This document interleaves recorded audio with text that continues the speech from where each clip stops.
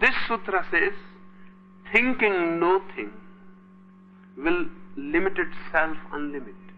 If you don't think, if you simply are fully alert, aware, but without any clouds of thought, you are unlimited.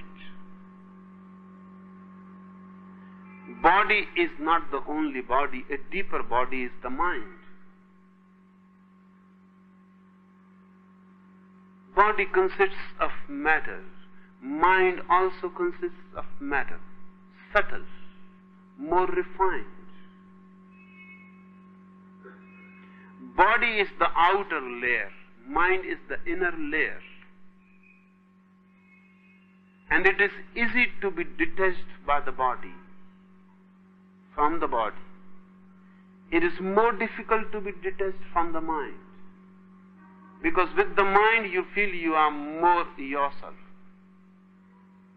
If someone says that your body looks ill, you don't feel offended. You are not so attached. It is a little away from you. But if someone says your mind seems to be pathological, ill, you feel offended. He has insulted you. With the mind you are nearer. So if someone says something about your body, you can tolerate. If someone says about your mind, it is impossible to tolerate. Because he has hit deeper. The mind is the inner layer of the body. Mind and body are not two. The outer layer of your body is the body and the inner layer is the mind. Just you have a house. You can see the house from the outside and you can see the house from the inside. From the outside, the outer layer of the walls will be seen. From the inside, the inner layer. The mind is your inner layer. It is nearer to you, but it is still a body. In death, your outer body drops, but you carry the inner subtle layer with you. You are so attached with it. Even death cannot separate you from your mind. Mind continues. That's why your past births can be known. Because you are still carrying all the minds that you had ever. They are there. If you were a dog once, the dog mind is still with you. If you were a tree once, the tree mind is still with you. If you once were a woman or a man, you have carried. All the minds are carried by you. You are so attached with them that you never lose the grip. In death, the outer dissolves, but the inner is carried. It is a very subtle material thing. Really just vibrations of energy, thought vibrations, you carry them. And according to your thought pattern that you carry, you enter a new body. According to the thought pattern, the desire pattern, the mind, you again create a new body for yourself. The blueprint is in the mind, and the outer layer is again accumulated.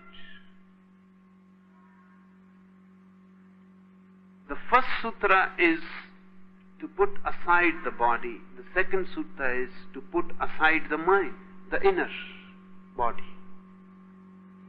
Even death cannot separate you. Only meditation can separate you. That's why meditation is a greater death.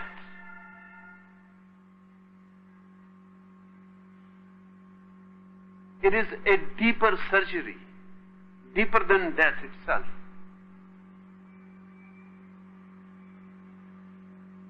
That's why so much fear.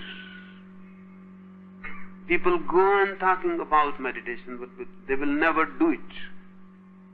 They will talk.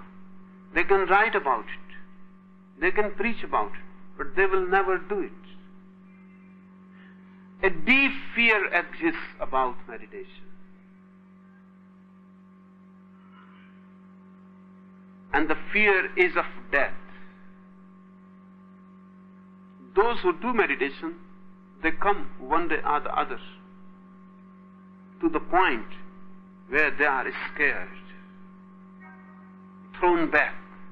They come to me and they say, no, we cannot enter more. It is impossible.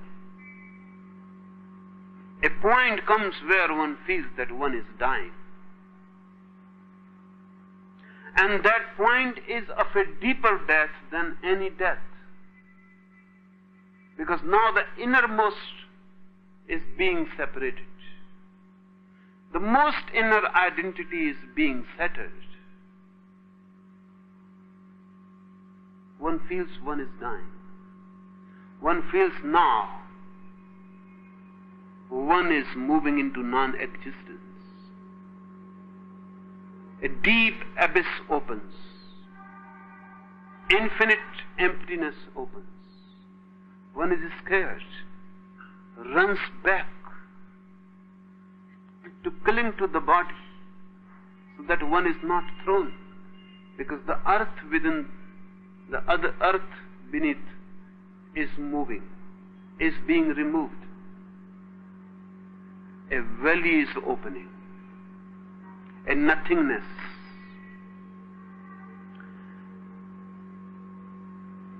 So people, even if they try, they always try superficially. They play with meditation.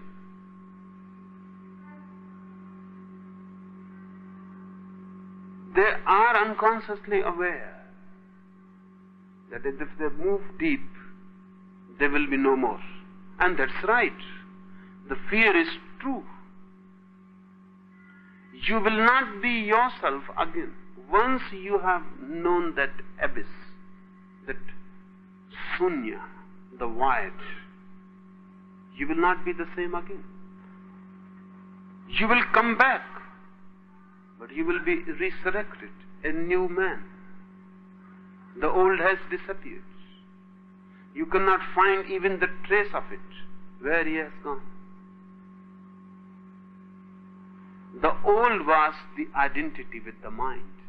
Now you cannot be identified with the mind. Now you can use the mind, you can use the body, but they have become instruments.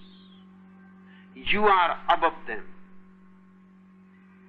Whatsoever you do, you can do, but you are not one with them. This gives freedom. But this can happen only when thinking no thing. This is very paradoxical.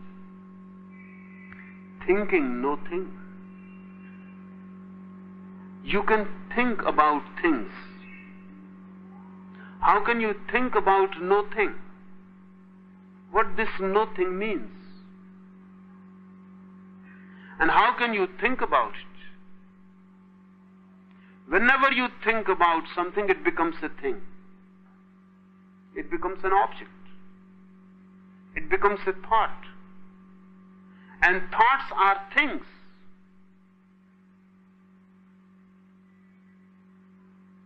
How can you think no thing?